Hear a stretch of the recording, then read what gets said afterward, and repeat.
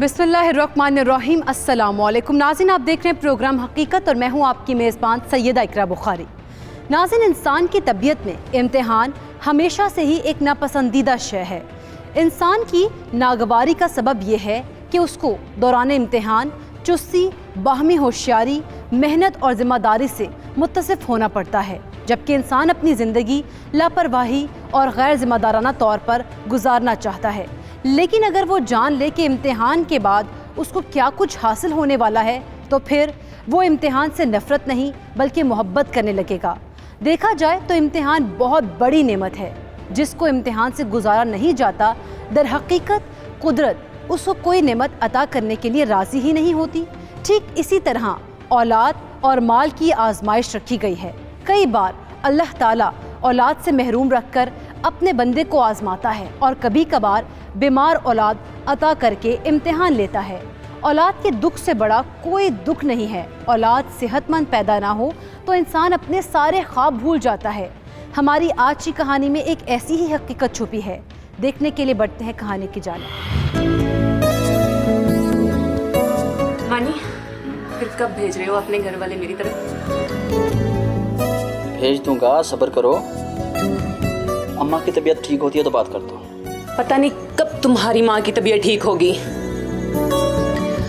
और अभी तक तो तुमने घर पे भी बात नहीं की है। पता नहीं तुम्हारे घर वाले माने या ना माने, ये तो बाद की बात है। यार, एक तो तुम बहुत जल्दबाज हो। हर काम का एक वक्त होता है मिनाहिल, और वो काम उस वक्त से पहले नहीं हो सकता। मगर काम करने से होता है, ऐसे बैठे बिठाए सब काम नहीं होते। एक तो रोज की बात है, फिर करता हूँ बात अम्मा से। देखते हैं, अगर तुम अपने घर वालों को ना मना पाए हमारी शादी के लिए, तो मेरा मरा हुआ मुंह भी देखना तुझे नसीब नहीं होगा। अरे, इतने खूबसूरत चेहरे से ये बातें अच्छी नहीं लगती। हमारी मोहब्बत सच्ची है और हमें एक दूसरे से कोई जुदा नहीं कर सकता। मोहब्बत तो हीर रांझा और ससी पुन्नू ने भी सच्ची की थी, मगर वो एक दूसरे के हो पाए क्या?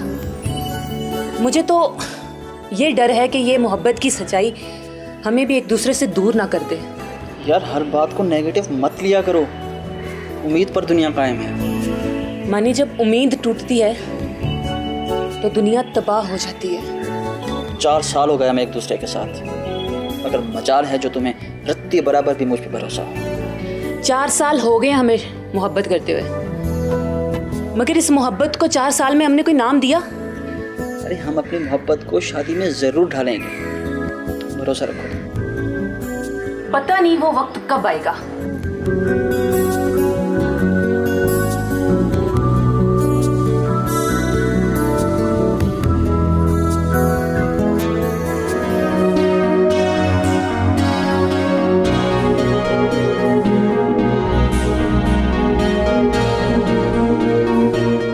तुम अपना दिमाग दुरुस्त कर लो। बचपन में मैंने जहां तुम्हारा रिश्ता तय किया था, उसके अलावा सोचना मत। हम आप एक दफा मिनाहिल के घर वालों से मिल तो लें। अगर आपको पसंद ना आए तो बेशक मत कीजिएगा। पहली बात तो ये है कि मिला वहां जाता है जहां बात आगे बढ़ानी हो, और तुम ये मुझे मुनाफकत का खेल मत सिखाओ। दूसरी बात यह कि मुझे ऐसी लड़कियां सख्त नापसंद हैं जो अपने वालिदैन की इज्जत अपने पाँव में कुचलकर किसी गैर महरम से मोहब्बत के वादे करती हैं। अम्मा, वो ऐसी वैसी लड़की बिल्कुल नहीं है। हम 4 साल से एक दूसरे को जानते हैं और इनफैक्ट हमारी अंडरस्टैंडिंग भी बहुत है। अच्छा, तुम उसे 4 साल से जानते हो और मैं तुम्हें 28 साल से जानती हूँ। तुम अपनी माँ को कितना समझते हो? अम्मा, मैं आपकी भी बहुत कदर करता हूँ, इसीलिए तो सबसे पहले आपकी रजामंदी चाहता हूँ। मैं अपनी रजामंदी तुम्हें 10 साल पहले बता चुकी हूँ। ना ही मैं अपने इकलौते भाई की इकलौती बेटी को गंवाना चाहती हूँ, और ना मैं तुम्हारे बेहुदा ख्यालात का हिस्सा बनना चाहती हूँ। मगर मेरी शादी कहीं और हुई ना तो वो मर जाएगी। अच्छा, अगर तुम्हें उसकी जिंदगी से इतना ही लगाव है तो कोर्ट मैरिज कर लो, मगर मुझे अपनी शक्ल मत दिखाना। अगर मुझे कोर्ट मैरिज करनी होती तो मैं आपसे बात क्यों करता?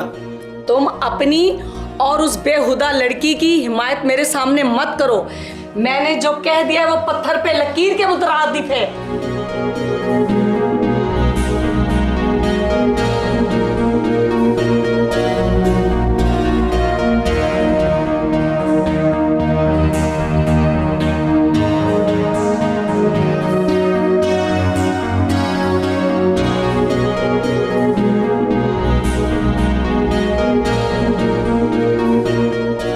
पागल हो गए हो मानी? मैं इस रिश्ते के लिए अपने वालिदैन को मना नहीं कर सकती और एतराज़ तुम्हें है, बात भी तुम्हें ही करनी होगी। मरीम, तुम मेरी बात समझ क्यों नहीं पा रही? मैं ऑलरेडी अपने घर में बात कर चुका हूँ, मगर मेरी अम्मा को अपने भाई और भतीजे के अलावा कुछ नजर ही नहीं आ रहा। वो मेरी मोहब्बत को नहीं समझ पा रहे। तुम अपनी खुशी के लिए सबकी खुशियों को दांव पर लगाने का सोच रहे हो और मेरे दर्जनों रिश्ते मेरे बाप ने इसलिए ठुकरा दिए कि उन्हें मेरी शादी अपनी बहन के बेटे से करनी थी और तुम्हें मोहब्बत सूझ रही है। मरीम देखो, मुझे अपने दिल पर कोई इख्तियार नहीं। अगर होता तो मैं ज़रूर बेहिस हो जाता और बाखुशी अपने दिल को वालिदैन की रजामंदी पर कुर्बान कर देता। तुम्हें अपने दिल पर इख्तियार नहीं और मुझे अपने वालिदैन के फैसले को बदलने का इख्तियार नहीं, इसलिए बेहतर होगा जो तुम्हें ठीक लगे वो करो। मैं तुम्हारा साथ देना भी चाहूँ तो नहीं दे सकती। यानी तुम ऐसे शख्स से शादी करने के लिए तैयार हो जिससे तुम्हें मोहब्बत की तवक्को ही नहीं? इस बारे में मैं कुछ नहीं कह सकती, बस इतना जानती हूँ कि इस बारे में मैं अपने माँ बाप से कुछ नहीं कह सकती। अगर तुम कहो तो मैं मामू से बात करूँ? मैं इस बारे में कुछ नहीं कहूँगी। अगर तुम्हें अपनी वालदा और उनके भाई में जुदाई डालनी है तो कुछ भी कर लो। हर एक तो मुझे इस बात की समझ नहीं आती कि एक रिश्ते के टूट जाने से हम खूनी रिश्तों को कैसे पामाल कर देते हैं। ये सारी बातें रिश्तों को समझने की हैं मानी। एक कच्चे ताल्लुक की बुनियाद पर रिश्तों को कुर्बान करना कम ज़रफ़ लोगों का काम है, जो तुम करने जा रहे हो। मरीम, किसी भी रिश्ते में मोहब्बत असास होती है और वो किसी से भी हो सकती है, और कच्चे रिश्तों को अपनी मोहब्बत से लाजवाल करना ही मोहब्बत है। तुम जानो और तुम्हारी मोहब्बत जाने। मैं तुमसे इस मौजू पर और मज़ीद बात नहीं करना चाहती।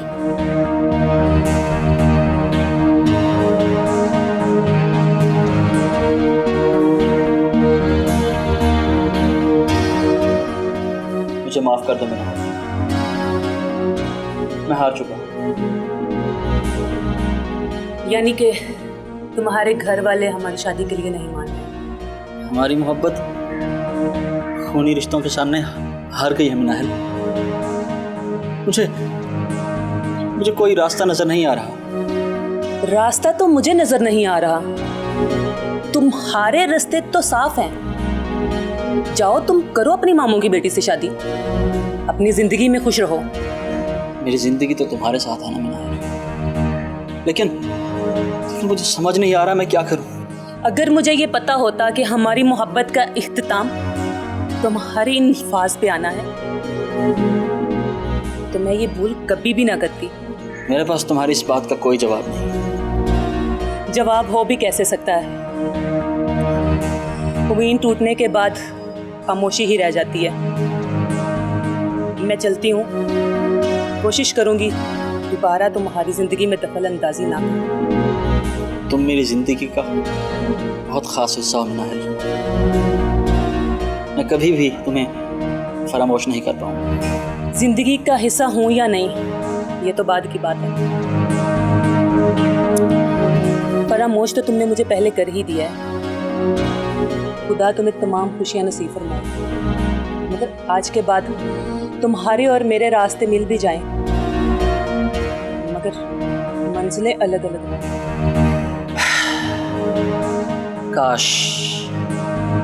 काश कि ऐसा हो पाता कि हमारी मंजिल भी एक होती मिनाहल। रास्ते तो जिंदगी कई लोगों से मिलवा देती है।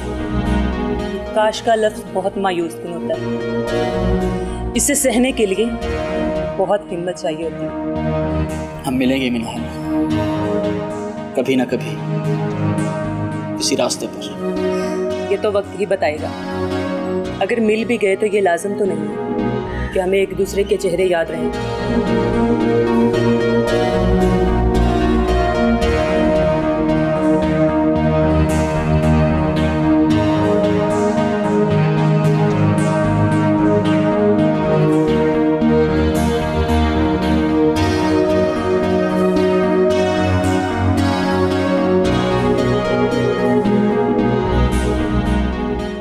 शॉपिंग के लिए नहीं गए? 2 दिन रह गए तुम्हारी शादी में।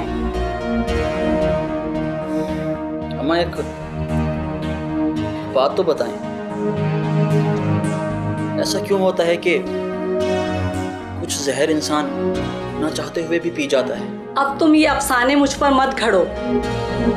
मैंने तुमसे पहले ही कहा था कि तुम चाहो तो कोर्ट मैरिज कर सकते हो। काश ऐसा हो पाता।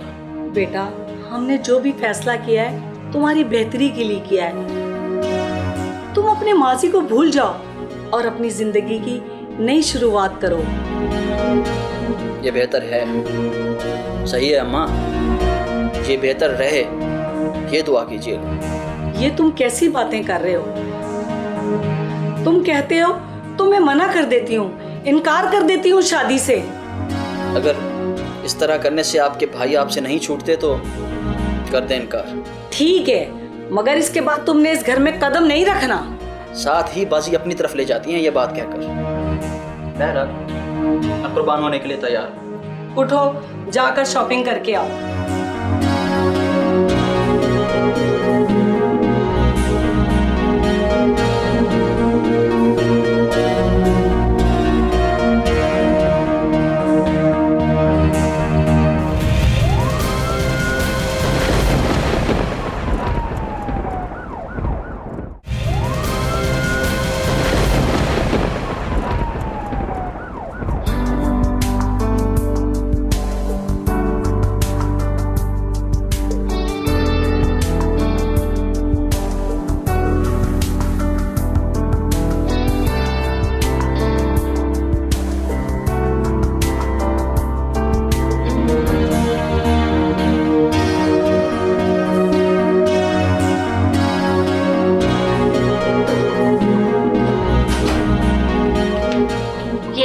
आपकी चाय आ गई। तुम्हें किसने कहा जाएगा? वो अम्मी बता रही थी कि आपको चाय बहुत पसंद है। तो और भी काम बहुत शौक से करता था, मगर अब नहीं करता। लिहाजा तुम अम्मा की बजाय अपनी तवज्जो मुझ पर मरकूज रखो। जी ठीक है, आइंदा इस बात का ख्याल रखूंगी। गुड, जाओ और जाकर अपना काम करो। अभी हमारी शादी को दिन ही कितने हुए और आप मुझसे किस लहजे में बात करने लगे हैं? तुम्हें मेरे लहजों से फ़र्क पड़ता है? बीवी हूँ आपकी, मुझे आपकी हर बात से फ़र्क पड़ता है। अगर ऐसी बात है तो बेहतर यही है कि तुम मेरे मुँह ही ना लगो। हकीकत तो ये है कि आप अभी तक उसी लड़की में उलझे हुए हैं, इसीलिए मुझसे मुँह फेर लेते हैं। अगर ऐसा है भी तो तुम्हें यह बात पूछने का कोई अख्तियार नहीं कि मैं क्या सोच रहा हूँ। इख्तियार तो मुझे पहले भी नहीं था और ना ही अब है। मेरे माँ बाप ने मेरी शादी आपसे इसलिए की थी कि आप उनकी बेटी को खुश रखें, लेकिन वो बहुत बड़ी भूल कर गए। मेरा भी यही ख्याल है। आपको अच्छी तरह याद होना चाहिए, जिस तरह इस लड़की की मोहब्बत आपके सर पे सवार है, इसी तरह कई साल पहले आपने मुझसे भी वादे कर चुके हैं और इसीलिए आपकी वालदा और मेरे वालिद ने हमारी शादी का सोचा था। कम ऑन, तो मेरा बचपना था, उस वक्त मुझे अच्छे बुरे की कोई समझ नहीं थी। मुझे तो लगता है आप अभी भी बचपन में खोए हुए हैं। आपको क्या लगता है हालिया दिनों में जो भी लड़की आपको अपना कहेगी वो ही सच्ची मोहब्बत होगी? इस तरह की और आप कितनी सच्ची मोहब्बतें करेंगे? एक्सक्यूज मी, तुम्हारी जुबान कुछ ज्यादा नहीं चलने लग गई? जिस बात का कोई जवाब ना हो उसका एक ही जवाब होता है और वो है गुस्सा, जो आप इस वक्त कर रहे हैं। बेहतर यही है कि तुम यहाँ से चली जाओ और जाकर अपना काम करो। अपना काम तो मैं कर ही लूंगी और साथ साथ ये भी इंतजार करूंगी कि आपकी नई मोहब्बत कौन होती है। देखो मरियम, तुम मेरी पहली मोहब्बत थी मगर आखिरी नहीं। मुझे और भी बहुत से लोग अच्छे लगेंगे भाई। चलें, थोड़ा ही सही आपके मुंह से सच तो निकला। जिस तरह आप दूसरों की इज्जतों से खेलते हैं, मेरी दुआ समझ लें जब बदुआ। खुदा करे कि आपके घर में भी बेटी पैदा हो और फिर मैं देखूंगी कौन कितने पानी में है। तुम्हारी इतनी हिम्मत!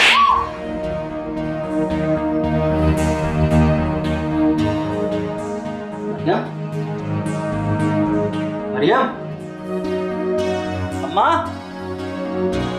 अम्मा इधर आइएगा प्लीज, मरियम को कुछ हुआ है।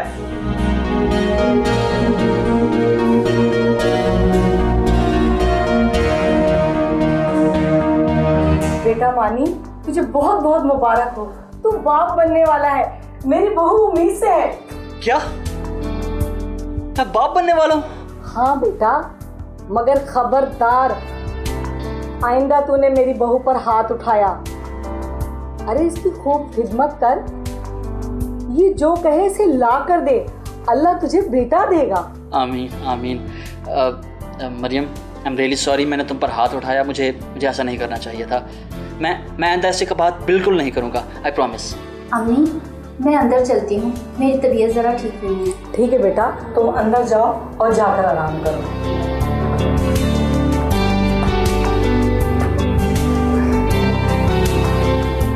बेटा मानी, आइंदा तुमने ऐसी वैसी कोई हरकत नहीं करनी।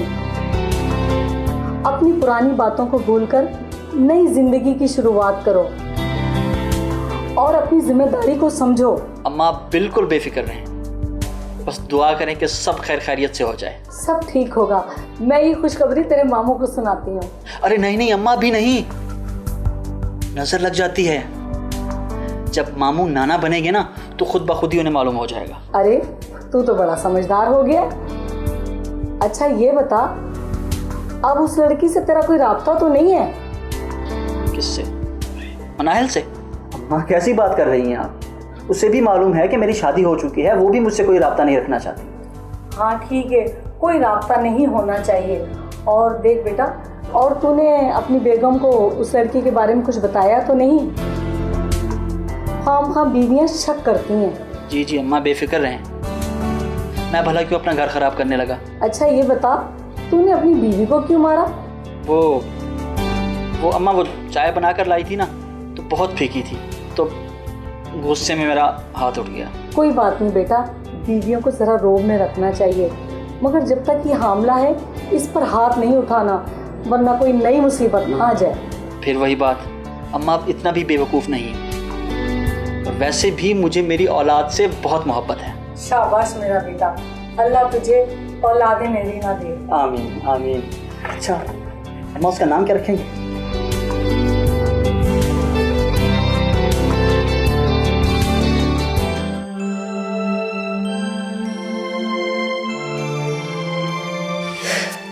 मानी तुम्हें बहुत बहुत मुबारक हो, अल्लाह तुम्हें और खुशियाँ दे। आमीन। तुम्हारी ज़िंदगी कैसी गुजर रही है? मैं बहुत मज़े में हूँ। तुम्हें क्या लगता है कि मैं अपने माजी में गुम रहूँगी? दुनिया में और भी 100 काम हैं करने के लिए। हाँ लेकिन मुझे पता है तुम जिस दिल से कह रही हो। ओह कम ऑन यार, तुम्हें अब ये बातें ज़ेब नहीं देती क्योंकि तुम बाप बनने वाले हो। मोहब्बत कभी नहीं मरती मनाहिल, तुम मुझे ऐसे कैसे भुला सकती हो? शायद ये बात मुझे पहले कबूल करने में आसानी होती, लेकिन अब बहुत मुश्किल है क्योंकि तुम अपनी बीवी को अपना चुकी हो। कौन है? इतना मुस्कुराकर बातें हो रही हैं। मनाहिल मरियम से बात करोगी? मैं क्या करूंगी उससे बात करके? मेरे से बात करो। कौन है? मनाहिल है। आप मेरे साथ ये सब क्यों कर रहे हैं? मैं इस चुड़ैल का नाम सुनना पसंद नहीं करती और आप मुझे बात करने को कह रहे हैं। अगर बात कर लेती तो तुम्हारा क्या जाता? क्यों करती मैं इससे बात? कौन होती है ये? मैं इसलिए कह रहा था कि हम अपने घर की छोटी मोटी खुशियों में उसको भी शामिल कर लें। उफ, क्या सोच है आपकी? वो कौन होती है हमारी खुशियों में शामिल होने वाली?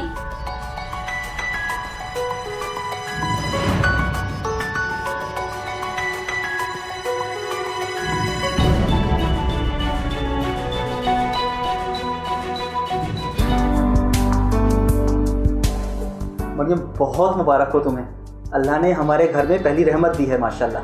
बेटी मेरी तरफ से भी तुम्हें बहुत बहुत मुबारक हो। अल्लाह इसके नसीब अच्छे करे। आमीन। मरियम अपने अब्बा जान को फ़ोन करो, उन्हें भी बताओ, उन्हें भी खुशखबरी दो भाई। अरे भाई मैं खुद फोन करूंगी अपने भाई को, वो बहुत खुश होगा। बिल्कुल, मामू जान तो बहुत खुश होंगे। अम्मी इसका नाम क्या रखें? इसका नाम हुस्ना होगा। माशाल्लाह माशाल्लाह, बहुत खूबसूरत नाम है अम्मा, बहुत खूबसूरत माशाल्लाह। अल्लाह पाक मेरी बेटी को लंबी उम्र दे और तमाम मुसीबतों से दूर रखे। आमीन। मानी देखे देखे इसने आंखें खोली। वो फिर बंद कर ली। शरारती है बहुत ज्यादा। बहुत शरारती है।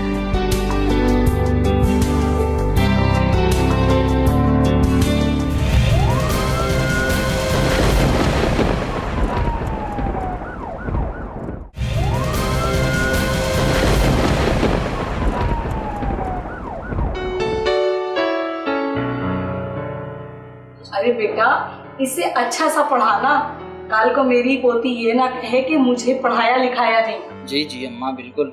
और अब तो मरियम फिर उम्मीद से है माशाल्लाह। बस दुआ करें कि अल्लाह इस बार हमें बेटा दे दे, फिर हमारी फैमिली मुकम्मल हो जाएगी इंशाल्लाह। बेटा हो या बेटी, ये तो अल्लाह की देन है। जो भी औलाद हुई इसके बाद हम फकत उनकी परवरिश पर तवज्जो देंगे। ऐसे नहीं कहते बहू, औलाद की ख्वाहिश बरकरार रखनी चाहिए। मेरा भी इकलौता बेटा है और तू भी अपने माँ बाप की इकलौती बेटी है। अगर तुम दोनों के बहन भाई होते तो आज तुम्हारे बाजू बनते। अम्मा बिल्कुल सही कह रही हैं मरियम। चले, जो अल्लाह को मंजूर होगा देखी जाए। अरे मरियम, देखना मेरी पोती को क्या हो गया। अरे मेरी बच्ची, क्या हुआ? आंखें खोलो, क्या हुआ इसको? सुना सुना सुना मैं अभी एम्बुलेंस को फोन करूँ। बेटा, एम्बुलेंस का इंतजार करने की बजाय हमें ऐसे खुद अस्पताल लेकर जाना चाहिए। उठाओ जल्दी से बच्ची को।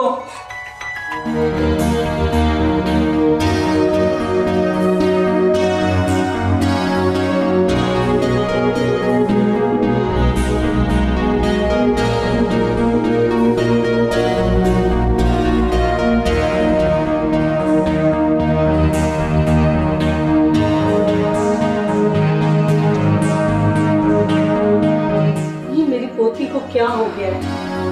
लगता है कि डॉक्टरों ने हमें खामखा डरा दिया है। बिल्कुल सही कह रही हैं अम्मा, ऐसा नहीं हो सकता। मेरी बेटी को इतनी बड़ी बीमारी कैसे हो सकती है? अल्लाह मुझे इतनी बड़ी आजमाइश में नहीं डाल सकता। मेरी बेटी को थैलेसीमिया नहीं हो सकता। बेटा, तू अपना और अपनी बीवी की रिपोर्ट्स करवा। मरियम को फिर से औलाद होने वाली है। कहीं ऐसा ना हो कि उसके दूसरे बच्चे को ये बीमारी ना हो। अम्मा ऐसा नहीं हो सकता। ये डॉक्टर्स तो कुछ भी बोल देते हैं। बेटा, तू एक दफा फिर भी रिपोर्ट्स करवा ले। अम्मा चेकअप करवाने की, रिपोर्ट्स करवाने की कतई ज़रूरत नहीं है। ये सिर्फ और सिर्फ इन डॉक्टर्स के पैसे बटोरने के बहाने होते हैं, बस। बेटा, मैं तो कहती हूँ किसी और डॉक्टर से चेकअप करवा ले। अगर वो कोई टेस्ट लिखता है तो वो एहतमाम से करवा ले। हाँ, हमें चेकअप करवा लेना चाहिए, इसमें हर्जी क्या है? तुम तो चुप करके बैठो।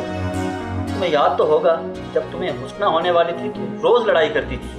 अगर उस वक्त अपनी केयर की होती ना तो आज हमें ये बातें ना सुननी पड़ती।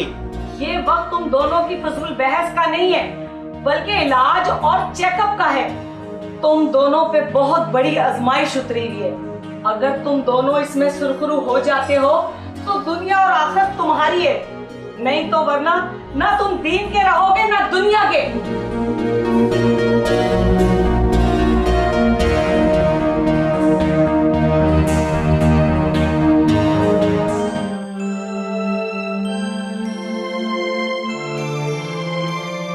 आज कितने अरसे बाद मिले हैं हम। ज़्यादा खुश होने की ज़रूरत नहीं है। तुमने खुद ही कहा था कि मैं किसी प्रॉब्लम की वजह से परेशान हूँ, सो इसलिए बुलाया था। हाँ, परेशान तो मैं हूँ। शायद तुम्हारी बद्दुआ ने अपना असर दिखाया। मुझसे कसम ले लो, मैंने कभी तुम्हें बद्दुआ नहीं। जो हुआ सो हुआ, पछताना मेरी आदत नहीं है। हाँ, कभी कभी दिल जरूर दुखता है, मगर ये दुनिया है, यहाँ सब चलता है। यानी तुमने मुझे माफ कर दिया था? माफ तो उन्हें किया जाता है जिन्हें आपकी दावत और दुश्मनी जकड़ ले। और मुझे ना तो तुमसे कोई अदावत थी और ना तुमसे कोई दुश्मनी। मैंने अपनी अम्मी को बारहा समझाया कि मुझे उनकी भतीजी से बिल्कुल शादी नहीं करनी। अगर अम्मा बिल्कुल नहीं मानी तो सबकी सजा मुझे भुगतनी। क्या मतलब? छोड़ दी तुम्हें तुम्हारी मर्जी? तो दिल करता है छोड़ ही जाए। हैरत है वैसे मुझे, जिंदगी के 4 साल मैंने तुम्हें दिए और तुमने नया रिश्ता तलाश कर लिया, और 8 साल उस औरत के साथ गुजार के फिर भी तुम्हें किसी नए रिश्ते की तलाश है। तुम जो कहना चाहो कह सकते, मगर सच तो ये है कि डॉक्टर्स ने हुस्ना को थैलेसीमिया का पेशेंट डिक्लेयर किया। क्या? ये तुम क्या कह रहे हो मानी? सच कह रहा हूँ मुनाहिद। कजन्स मैरिज का किसी ना किसी को कभी ना कभी तो अजाला भुगतना ही था। मेरे मुकद्दर में आ गया। तुमने डॉक्टर से टेस्ट वगैरह करवाए? हाँ, करवाए हैं टेस्ट और कुछ रिपोर्ट्स जर्मनी भी भेजी हैं। खुदाया, इस नन्ही सी जान का क्या कसूर? मुझे डर सिर्फ अपनी हुस्ना का है और उसके साथ ही मरियम दोबारा माँ बनने वाली है और उसके आखिरी अयाम भी चल रहे हैं। अल्लाह तुम्हें और मरियम को सब्र दे। ये सब मेरी अम्मा की वजह से हुआ है। ना तो वो मरियम को ब्याह कर लाती और ना ये सब होता। नहीं, ऐसा नहीं कहते। बीमारी और शिफा सिर्फ अल्लाह के हाथ में है। अगर मैं इतनी बड़ी आजमाइश के काबिल तो नहीं। काबिल कोई भी इंसान किसी भी आजमाइश के नहीं होता। आजमाइश मतलब इम्तिहान। शायद तुम ठीक कह रहे हो। मैं खुद को बड़ा अकेला महसूस कर रहा था, इसलिए तुम्हारे पास चला आया। मेरे पास सिवाय दिलासा देने की और कुछ नहीं। बस तुम खुद को अकेला मत समझो। मेरे लिए यही काफ़ी है मुनाहिल। मैं हमेशा हमेशा तुम्हारा एहसानमंद रहूँगा।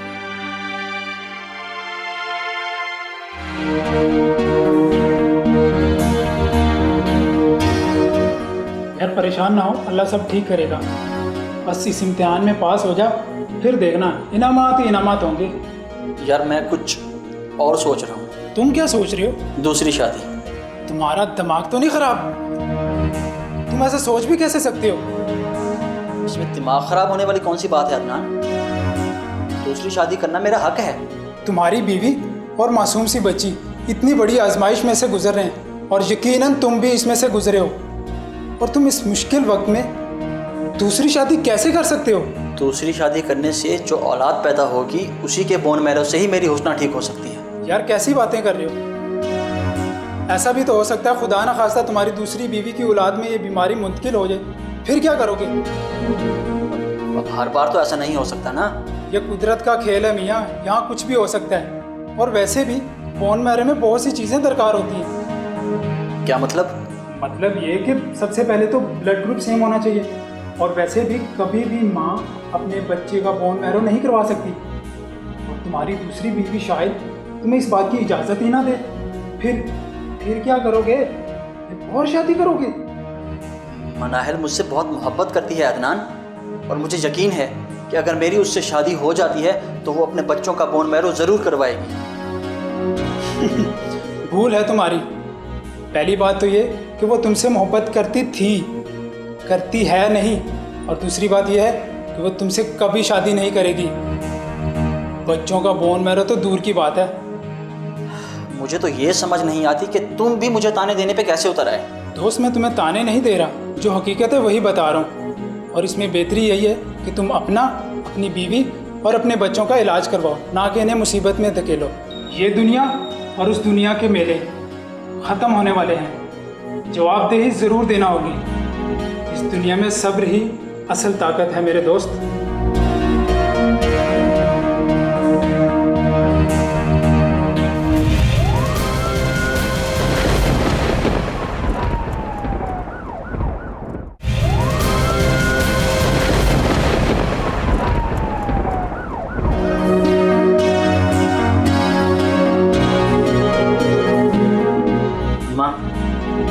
इस औरत ने मेरा जीना हराम कर दिया है।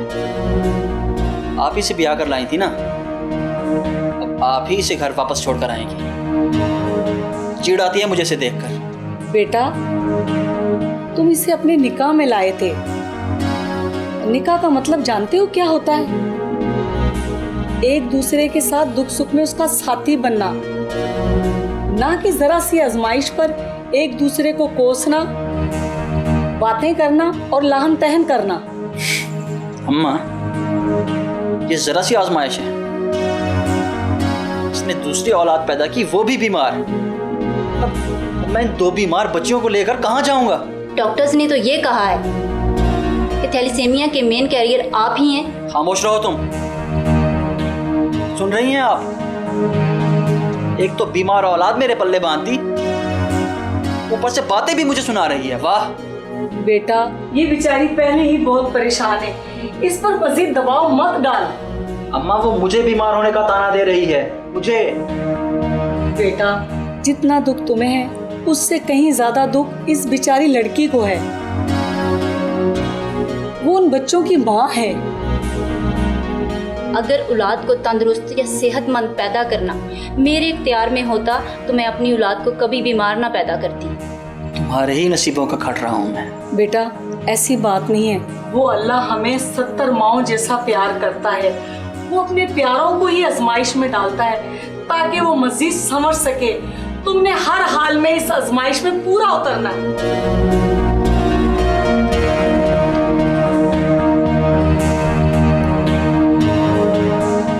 बेटा तू परेशान ना हो, ये शुरू से हमारा लाडला रहा है, इसे हमने कभी कोई परेशानी नहीं आने दी।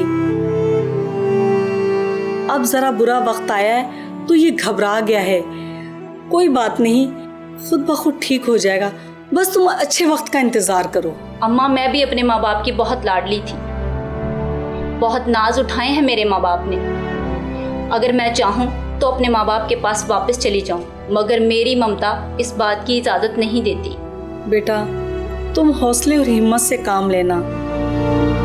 रोग तो ये बहुत बड़ा है, मगर कभी ना कभी ये राहत में बदल जाएगा। रोग मुझे लग जाता तो मैं हंसकर सह लेती, मगर रोग मेरी औलाद को लग गया है। हर रोज दिल फटता है, हर रोज आखिरी सांस की तरह सांस आती है। बहुत मुश्किल में डाल दिया ऊपर वाले ने, एक तरफ औलाद का दुख और दूसरी तरफ शौहर की बेरुखी। मैं जाऊं तो कहाँ जाऊं? बस बेटा हौसला करो।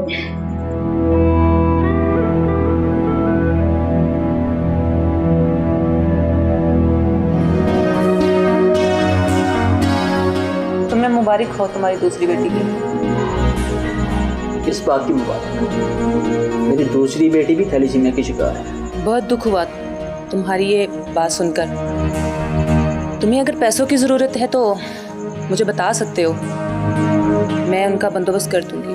मुझे पैसों की फ़िलहाल ज़रूरत नहीं है, मैं तुमसे कुछ और मांगने आया हूँ। क्या मदद कर सकती हूँ मैं तुम्हारी? मुझसे शादी करोगी? ये वक्त भी क्या अजीब चीज़ है। जब मैं तुम्हें कहती थी कि हमारी शादी के लिए अपने घर वालों को मना लो, और तब तुम्हें अपने रिश्तेदार अजीज थे, और आज तुम मेरे सामने शादी के लिए घुटने टेक के खड़े हो। मैं ये बात पूरे दिल से कह रहा हूँ। काहे का दिल? वो दिल जो बरसों पहले किसी और का हो चुका है, और अब तो तुम्हारे बीमार बच्चे भी हैं। बच्चों को दरमियानी गुफ्तगू मत लाओ प्लीज़।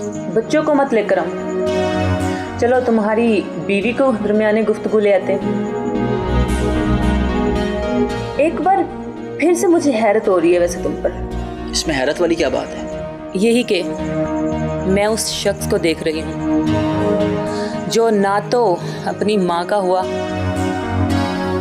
और ना ही अपनी माशूक का, और ना ही अपने बीवी बच्चों का। दरअसल मैं तुमसे शादी अपने बच्चों के लिए करना चाहता हूँ, ताकि बोन मैरो ट्रीटमेंट से उनका इलाज हो सके।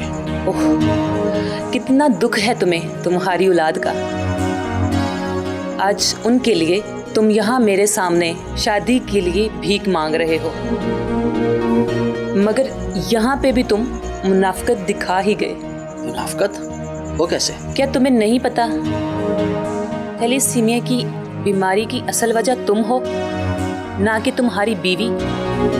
यानी कि तुम्हारे बच्चों को जो बीमारी है उसकी असल वजह तुम हो। ये सब तुम्हें किसने बताया है कि कैरियर में हूँ? अरे छोड़ो, क्या तुम्हें नहीं पता कि महबूब की गली के कुत्तों से भी जान पहचान रखनी चाहिए, ताकि कि वो हमें देखकर भौंके ना। तुम्हारी इस बात का मतलब ये कि तुम्हारी हर बात को जानती हूँ, वो बातें और वो किस्से जो तुम भुला चुके हो। मुझे साफ साफ बताओ कि तुम्हें ये सारी बातें किसने बताई हैं? मुझे तुम्हारे बहुत दरीना दोस्त ने तुम्हारे और तुम्हारी बीवी और बच्चों के और मेरे मुस्तकबिल के लिए ये सारी बातें बताई। अदनान, उसे तो मैं नहीं छोड़ूंगा। उसे तुम बाद में पकड़ना या छोड़ना, पहले तुम ये बताओ कि तुम्हें ये सब ज़ेद देता है। कि तुम अपनी बीमार बीवी और बच्चों को छोड़कर मुझे अपनाओ। काश कि मेरी शादी तुमसे हुई होती। काश ये बहुत ही खतरनाक लफ्ज़ है। मैं तुम्हें पहले भी बता चुकी हूँ कि जाओ और अपनी बीवी और बच्चों से माफ़ी मांगो। जिंदगी की आखिरी हिचकी भी किसी वक्त इंसान को जकड़ सकती है, और कौन है ऐसा जो अल्लाह के पकड़े हुए को बचा के ले जाए।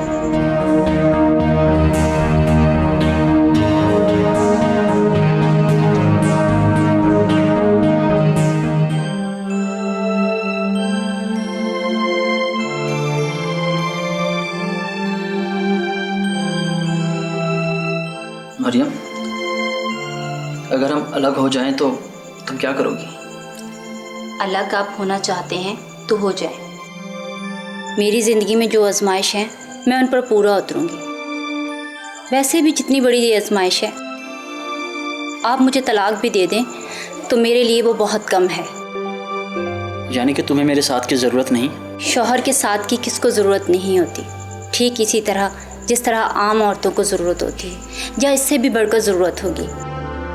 अगर आप मैदान छोड़कर भागना चाहते हैं तो मैं आपको कैसे रोक सकती हूँ? अगर मैं तुम्हें तलाक दे दूँ तो तुम क्या करोगी? मैं चुपचाप यहाँ से चली जाऊँगी और अपने साथ अपनी बच्चियों को भी ले जाऊँगी। बीमार बच्चियों को अपने साथ लेकर जाओगी तुम? बीमार ये आपके लिए होंगी, मेरे लिए ये मेरी औलाद है और मैं आखिरी सांस तक इनकी परवरिश करूँगी। मैं शुक्र अदा करती हूँ कि अल्लाह ने मुझे औलाद दी। बीमारी भी वो दूर कर ही देगा। अगर उसने बीमारी दूर ना की तो क्या करोगी? बीमारी दूर ना भी की तो मैं इनके अंदर हालात और ज़िंदगी से लड़ने का जज्बा पैदा कर दूँगी। मगर इसके पीछे की वजह क्या है? वजह सिर्फ एक है, मैं एक माँ होने के साथ एक इंसान भी हूँ। इन जानवर नुमा इंसानों की तरह नहीं हूँ जो ज़रूरत पूरी होने के बाद अपनी औलाद को कूड़ेदान में फेंक देते हैं। कमाल औरत हो तुम। वो माँ जिसके कदमों तले जन्नत है वो तुम ही हो। मुझे माफ़ कर देना, मैं तुम्हारा गुनहगार हूँ मरियम। मगर अब मैं तुमसे वादा करता हूँ कि मैं कभी अपनी औलाद को तुम्हें छोड़कर नहीं भागूंगा। मैं भगोड़ा नहीं बनूंगा मरियम। हम अपना और अपनी औलाद का इलाज करवाएंगे, और इसके लिए मुझे खुद को भी बेचना पड़ा ना तो मैं दरेक नहीं करूंगा। शाबाश मेरे बेटे, आज तो तुमने कमाल कर दिया। अल्लाह तुम दोनों को इस कड़ी आजमाइश में कामयाब करे। आमीन।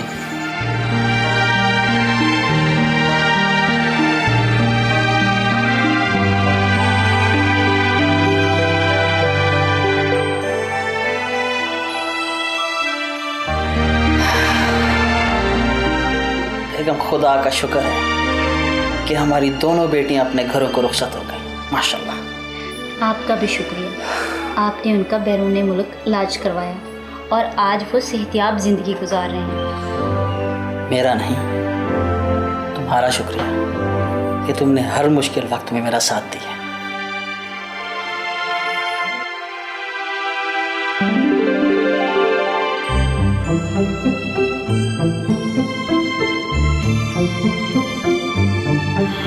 नासिर, इस दुनिया में किसी भी इंसान को दायमी खुशी हासिल है ना दायमी गम, बल्कि कभी गम है तो कभी खुशी, कभी दर्द व आलम है तो कभी फरहत व मसरत, कभी बीमारी है तो कभी सेहत, कभी तफरुकात और उलझने हैं तो कभी बेफिक्र व आसाइश, कभी तंगी है तो कभी आसूदगी भी है, कभी सुकून है तो कभी बेचैनी भी है, कभी सर्दी है कभी गर्मी है, कभी अमन है तो कभी बदअमनी, कभी तकलीफ़ है तो कभी राहत। ये सिलसिला हर फर्द बशर के साथ लगा हुआ है, कोई इससे खाली नहीं है।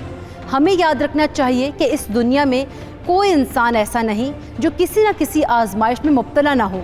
हर कोई किसी न किसी आजमाइश में ज़रूर रहता है, अगरचे उसकी नौइयत अलग अलग होती है।